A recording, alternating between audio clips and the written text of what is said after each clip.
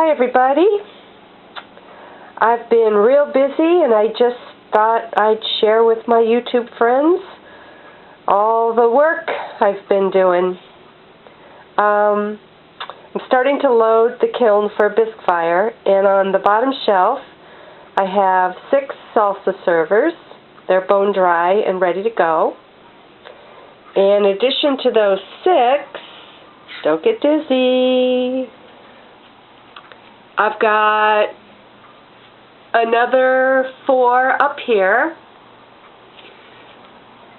Just a little bit of detail for anyone who's interested and hasn't heard it before. Each of the bowls on my salsa servers are made with 1 1/4 pounds of clay. When they're wet, they are 2 1/2 inches tall by 5 1/2 inches wide at the rim. When they get just leather hard, not too dry, I trim the bottoms, and I only trim them in the round. I don't give them a foot. I just round them off, and then I put them together on the board, push them together so that I get the right kind of shape, and I know exactly where to score the side of the pot. Score it, slip it, push them back together, give them a little squeeze, and then put a very simple pulled ribbon handle from the inside of one to the inside of the other. I find these, now that I've done 40 or so, to be pretty easy, and I can't keep them in the store. People really like to buy these. Okay, so that's the details on that. I have made 8 more of my smaller mugs. In each case, they're also 1 1/4 pounds of clay.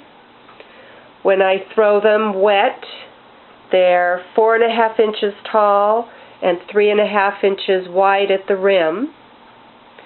And the bottoms are either thumbed or just lightly trimmed flat. And then I add my decals later. In this case, I'm sort of doing sets where each set, I'm doing sets where each set will have a starfish, a turtle, shells, and a palm tree, and they'll all be glazed the same way. I did that last week and it went over really big. So 8 of them here, and don't get dizzy. Another 4 in the kiln.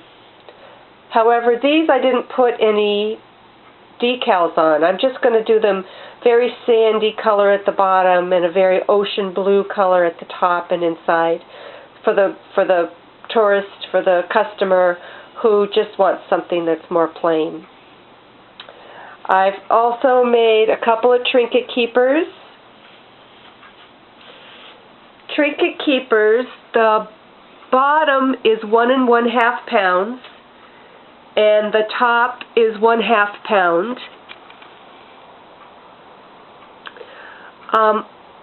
When I open the clay for the bottom bowl part of the trinket keeper, it opens up to about 4 inches, and I pull it straight up, and then I just push it out a little bit. So the top rim is about 4 to 4 1/2 inches, and the foot is 4 to 4 1/2 inches, and the rest of it is just however I happen to push it out.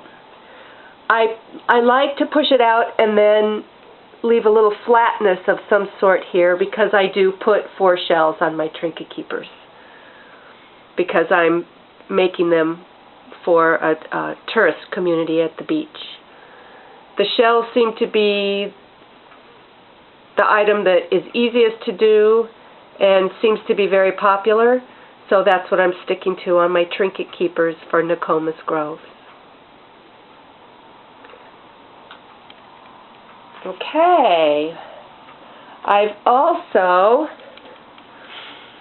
made quite a few of these hand-built small bowls. They go with the larger fruit bowls that I hand build. They look the same, except they only have one large and one small starfish, and then the foot is put on at leather hard. I've got both the foot and the texture underneath very consistent now that I have a very small slab roller that I'd like to show you as well. So there's 5 there, and I have 3 more that are bisque fired and 2 large fruit bowls that are bisque fired. So 2 and 8, pretty good. And then this is our newest thing. You've already seen some toad houses. These are the 2 new ones with the front doors in the shape of a mushroom or toadstool.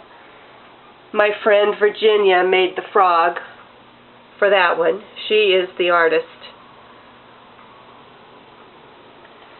And some of our little signs are going to read Toad In,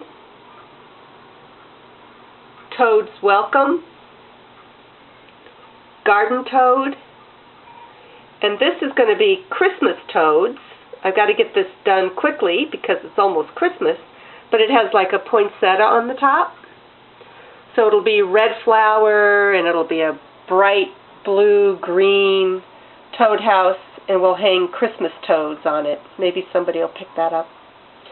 One of my friends is making a birdhouse, and this is going to be the roof. She made it. Unfortunately, when I came out to look at it the next morning, it was leather hard and had fallen completely apart. Each of the leaves weren't stuck together enough. So I got a piece of clay and I moistened all the leaves, and I scored them and slipped them and stuck them all back together. And I'm hoping that they stay together. But it's going to be really pretty, I think.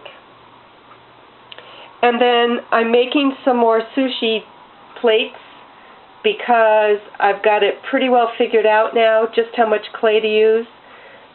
When I make them, they rest on a board, and I think the board is 3.5 inches by 7 inches. And I cut the clay maybe a 1/2 inch larger all the way around, and it ends up making a really nice sushi plate, and it doesn't warp. These dimensions seem to hold up nicely, and the feet are kind of cool.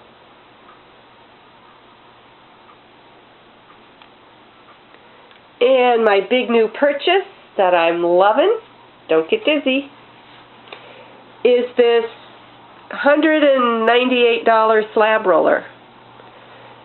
It came with 2 boards so that you can adjust the thickness of your clay, but these 2 boards weren't enough for what I wanted to do, and I had a board that I used. So, the slab rollers are not adjustable. Whatever that gap is, it is. And the only way you adjust the thickness of the clay is to put a board under the clay that you're sliding through there. And that adjusts the thickness. So this board is working out perfectly. They give you a piece of canvas. I tend to put something textured in there, but you don't have to. And it works beautifully. I can get a piece 16 inches by, well, probably 16 by 20 at the most. But for what I'm doing, it works out really well. And for my friends and students, they can do some hand building, smaller pieces in it, and it really is handy. So now we're not struggling with rolling pins anymore.